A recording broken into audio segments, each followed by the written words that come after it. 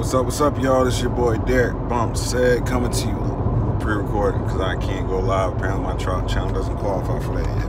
Whatever, it's cool. I'm gonna talk about something a little different today. I know a lot of folks that follow me around digital marketers, salesmen, hustlers, all that jazz. What I want to talk about today I just saw the first episode of a show called When They See Us. Right, it's on Netflix. Great show, by the way. Definitely suggest you should watch it. But it's heartbreaking to see it, honestly. And I guess I'll call this an open letter to the police. I'm not here to demonize any police officers or anything like that. You'll see what I mean in just a second. But it's heartbreaking because what it comes down to is a lack of communication, a lack of understanding, a lack of empathy. Right? You know what I'm saying? People just don't understand each other. You know? First, let me kind of address the police before I go into this. I think being a police officer is one of the proudest professions you could ever do. Because let's be honest, guys, you're not going to get rich doing this. It's a lot of work that you do that you probably not even get compensated for properly. Who can? Right? It's stressful on you mentally, physically. You know, it's a life-threatening profession. And to step up, you know what I'm saying, to answer the call of duty for your community, I think is just one of the most noble things that you can do. You know, I'm going to quote one of my drivers. I was a firefighter back in the day. I'll quote one of my drivers. Can't remember his name, Lindy, Lubby, something like that. I know it wasn't Lubby, but it was something else. But he told me about us as firefighters. But I think this goes to you know, all first responders. Honestly, he said that man, we're superheroes, bro. You gotta think of yourself as that. You know what I'm saying? And take pride in that because we have to be at our best, right? When people are at their worst, we don't get called. You know what I'm saying? When something good is happening. You know what I'm saying? These are the worst moments of people's lives. And in those moments, we get the opportunity to be a shining example of humanity. You know what I'm saying? Of bravery, right? Of all that's good within, you know, being just a human on this earth, right? And that's what you guys, you know what I'm saying? That's what that calling is to be, is to do. And I know that it's hard, especially in today's day and age. With all the stuff that's going on, the media is so, you know, what the media's done is they're very provocative, and they want to spin narratives that, you know what I'm saying, it may not necessarily be the truth. You know, every officer that steps up and, you know, does the absolute best to do it right, man, you know what I'm saying, I have nothing but love, respect, and admiration for you guys. All right, so I kind of wanted to get that out of the way first before I go into my thoughts. So I saw this documentary, When They See Us. And again, it breaks my heart because if you're not familiar with it, it's going through the journey of the Central Park Five and how they were falsely condemned to prison for a brutal rape. I'm not sure if the young lady ended up passing away. I'm not familiar with the case. It was before my time. But out in New York City, right?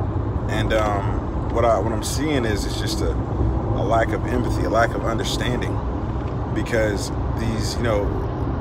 this lawyer, you know what I'm saying, the main one is just looking at the, you know, specifics of these cases and drawing conclusions based because she just doesn't know the community. I think one of the lines in it that sums it up best is it was a reporter who was trying to put together a tagline for the Evening Report 6 months after these guys were arrested, these kids were arrested. Right, and it basically, I can't quote it exactly, but it was something along the lines of, you know, these, you know, coming from the poor, disenfranchised area, the land of no fathers, you know, drugs and crime and violence rule. You know, these young kids went out to basically what they call, quote unquote, wilding, where they were looking to stomp, rape, you know, break, hurt, and, you know, just basically violence. You know what I'm saying? The worst part of humanity. That's what they're doing when they're wilding. And the thing is, you know what I'm saying, from seeing who these children were, at least as they're depicted in the show there, is that these were just good kids. You know what I'm saying? One kid, if I'm not mistaken, was very advanced, skipped a couple of grades, right? You You know, another one was a musician, you know, battling, trying to be just the best young musician that he possibly could be. You know what I'm saying? These kids, they're sons. You know what I'm saying? They're brothers. They're humans, but unfortunately, you know what I'm saying, the way they're depicted at the time is just the worst of humanity. And I think the way that comes from is because not only the lawyer, but the police as well, you know, when you see the worst of humanity all the time, especially from, you know, certain communities, right? Like when that's all you're exposed to, you start to have these you know, predilections, which I mean, I get it. You know, if all you see is, or, you know, this and this, then, you know, the bad stuff, then, you know what I'm saying, it makes sense. But what I want to challenge each and every officer out there to do is to become a part of the community that you serve. Because let's not forget, ladies and gentlemen, that's what your job is to do, is to serve. It is a pleasure to do so. Again, this is a calling, ladies and gentlemen. And I think that was the biggest problem, is because, you know, a lot of times these folks aren't in the community they serve. And, you know, I've said this plenty of times before in private when I'm having one-on-one conversations with people. But I think the biggest issue is that you have these, you know, police officers and these, you know, prosecutors that are just they're not from the areas that they prosecute. They don't understand, you know, that these are just real people. Though they may have some rough circumstances, at the end of the day, they're real good people out there. But when all you see is the bad, right, you know what I'm saying, you can't help but think that, you know what I'm saying, as a whole, that's what they are. When that's just not the case. You know what I'm saying? And when you're removed from the community, when you stay in a nice suburb where all you do is police the hood, bro, you can't, you know what I'm saying, all you're going to see is the negative stuff. I challenge you to be out there, you know what I'm saying, in those streets, not as a police officer, but, you know what I'm saying, as a part of that community. Because that's what's going to heal, you know what I'm saying, that's going to heal this divide, this break that we have. You know what I'm saying, is to get to know each other. You know what I'm saying? I challenge, you know, the upper leadership to go out there and find young men and women who are from the community, mentor them, so that when they grow older and they're in a position where they, you know, can choose to become a part of the police force, that they have it in a positive light and it's an actual option for them. You know, too often, you know, when I would talk to kids and everything, like, man, you should be a police, you know, you ever thought about being a police officer? They say emphatically, no, hell to the no. You know what I'm saying? Because of this perception that they have. You know, there's a gentleman, I'm sure that you all have seen it on Facebook, where he's constantly out in the, I don't remember where exactly he is or his name, but you know, I'm sure y'all have seen him. He's on Facebook. He's constantly in the community, he knows the kids in the neighborhood. They know him. And I'm sure it's not all, you know, peaches and cream and stuff like that. I'm sure some stuff goes down out there, but the thing is, he knows these people, right? He takes an active interest in being a part of this community, not just as an overseer, right, or you know, a law enforcer, but just being a part of the community. You know what I'm saying? And when something happens and goes bad, you know what I'm saying, he's right there.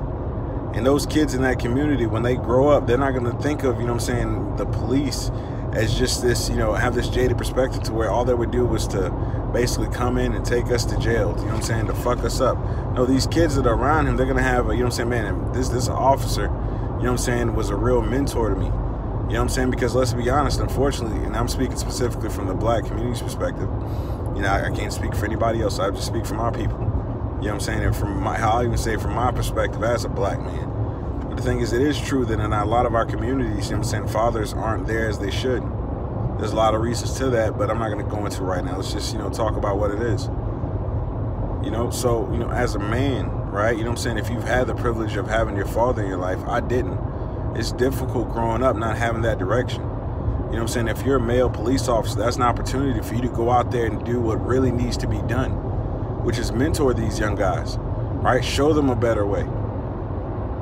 You know, show them, you know what I'm saying, what it means to be a stand-up, you know what I'm saying, man, not just a police officer, just a stand-up man.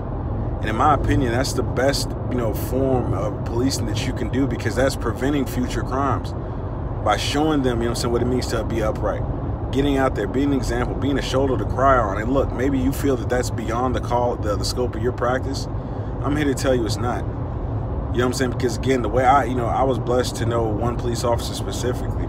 His daughter was in the school system. Now, I didn't interact with him outside of school whatsoever, but he was a very active parent there at everything, constantly coming by the school and talking to the kids in there. And because of that, maybe that's why my perspective is a little different than everybody else.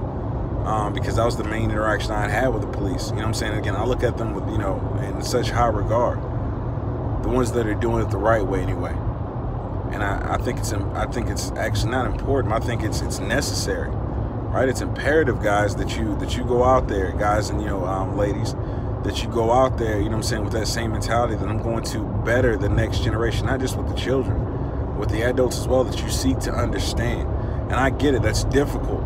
It is, it's difficult, but again, that's why this is a calling. You know what I'm saying? This ain't for everybody. You know what I'm saying? The things that you do, you know what I'm saying? When you hear gunshots, you know what I'm saying? You're geared and you're made to run towards them to prevent any further harm, right? That's a calling, bro. Not everybody's got it in them. Be honest, I don't, which is why I have so much respect for you all. At the same time, I challenge you to go deeper. You know what I'm saying? And to really be a part of these communities that you police, so that when an issue comes up, you know what I'm saying? Like, you know what, let me backtrack a little bit. When I see a lot of these issues that come up, you know what I'm saying, where it gets national attention, where it was the murder of an unarmed black man or black woman, you know what I'm saying? I don't know the ins and outs of the story. Now, me as a black man, of course, it enrages me. It terrifies me when I see stuff like that. And I'll be honest, when I get pulled over, I am terrified. What if this is the one, right? I know in my heart that, you know what I'm saying, not every police officer is bad, but at the same time, because again, what I'm seeing out there, it terrifies me, even as a person who has, I think, a fair assessment of what police officers are and what they should be. I believe so anyway. You know, I'm still terrified when I get pulled over, or when I, you know what I'm saying, see one of these officers, right? But again, to change that narrative, it's going to be necessary that you get out there and do it. Plus, not to mention, we're in the era of social media. Right, you know what I'm saying? When you do these things, when you're out there, document that stuff, show the world. Because in those instances where it's a gray area, where it's just like, I'm not sure exactly what happened, this could be wrong, this could be right, I personally think that one of the reasons why a lot of times it goes left, where, you know what I'm saying, the public quickly, you know, goes against you, is because they don't know you. You know what I'm saying? The only time they ever see you is when stuff is bad and you come in there to bring the law. But if you can be there, you know what I'm saying, have a consistent presence out there showing that, hey, I'm a real person, right? You know what I'm saying? I'm a father, I'm a son, you know what I'm saying? I'm a nephew, I'm an uncle, I'm a niece, I'm a daughter, I'm a mother, I'm a grandmother maybe, right? I'm a sister. When you can show, you know what I'm saying, the reality of who you are, I think that, you know what I'm saying, it would definitely go a lot better for you. Because what I know to be true is, if that officer up there that's, you know, out in wherever that city is, that one I was talking about, the bald-headed white guy, right? You know what I'm saying? If something were to go down, I'm sure it'd be difficult for him, but I truly believe that the community would stand behind him. You know what I'm saying? Would stand with him because of how active and how good he is to his community. That's the difference maker. Anyway, guys, y'all be safe. I don't want to go too deep with it, but I definitely want to share my thoughts on that. Y'all be safe. Have a great day, and let's get it.